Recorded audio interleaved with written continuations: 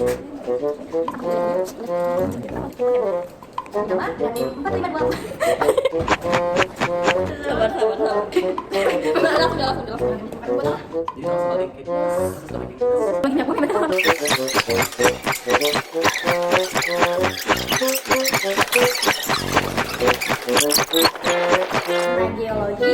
bulu.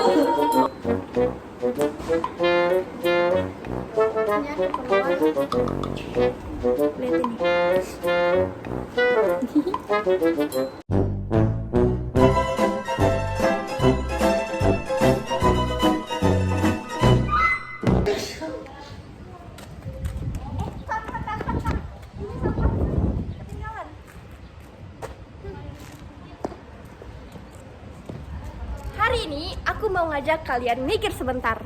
Kalian percaya nggak sih satu sampah kecil ini yang kalian buang bisa berubah menjadi energi yang menggerakkan mobil, motor, bahkan pembangkit listrik? Kedengarannya nggak mungkin kan? Maka dari itu, yuk kita bahas terkait dengan hakikat minyak dan gas bumi menurut pandangan geologi.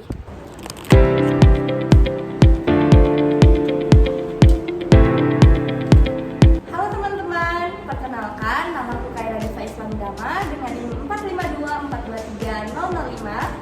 Dan aku Susyirah Muati Mustafa dengan NIM 452423030. Jadi video ini kami buat untuk memenuhi tugas mata kuliah Geologi dan Minyak Bumi oleh dosen pengampu Bapak Dr. Aang Panji Permana STMT. Tapi topiknya tentang apa ya? Topiknya tentang hakikat minyak dan gas bumi. Jadi teman-teman, minyak dan gas bumi itu dia nggak tercipta begitu aja guys. Mereka berasal dari sisa-sisa mikroorganisme laut di laut purba yang kayak seperti plankton yang sudah mati dan mengendap di dasar laut pada saat jutaan tahun lalu. Nah, lapisan demi lapisan sedimen terus menumpuk di atasnya hingga memberikan tekanan dan suhu tinggi yang lama-kelamaan sisa organisme itu berubah menjadi kerogen. Kemudian dia mengalami proses kematangan termal hingga akhirnya terbentuklah minyak dan gas. Makanya lokasi utamanya itu ada di cikungan sedimen.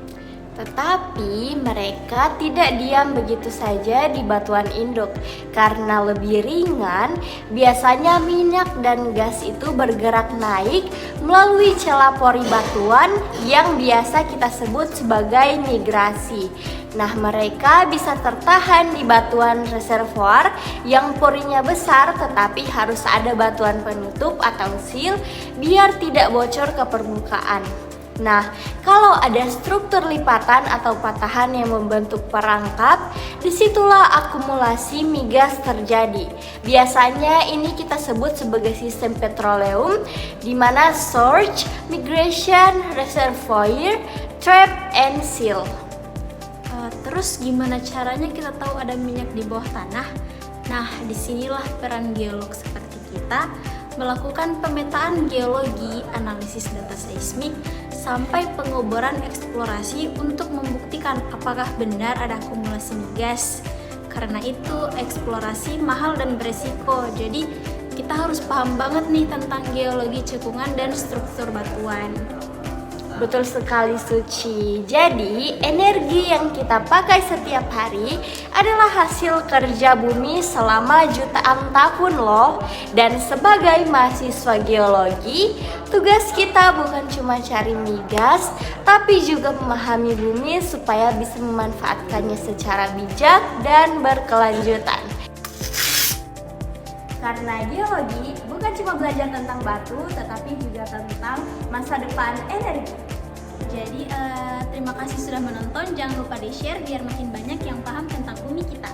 Stay curious, Keep exploring, and see you in the next video. Bye-bye. Jadi, sampah kecil ini tidak termasuk dalam proses pembentukan energi minyak dan gas bumi. Karena minyak dan gas bumi terbentuk dari mikroorganisme laut purba.